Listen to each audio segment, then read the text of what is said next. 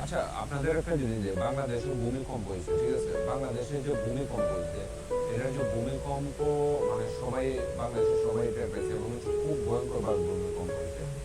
আল্লাহ রহমতে অধিকাংশ আছে তেমন বেশি ক্ষয়ক্ষতি হয় না ভূমিকম্প হলে। ভূমিকম্প কিসের জন্য আসে?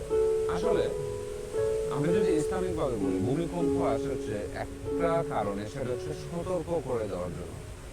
মানে জাতিকে সতর্ক করে দেওয়ার জন্য যে তোমরা ঘুমিয়ে আসো, তোমরা সতর্ক হও।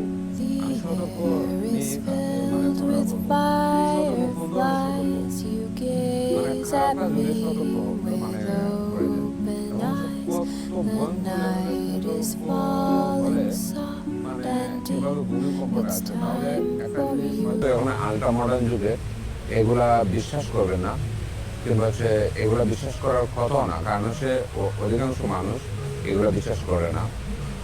তো হ্যাঁ, 100% এটা সতর্ক, 100% এটা সতর্ক ছিল।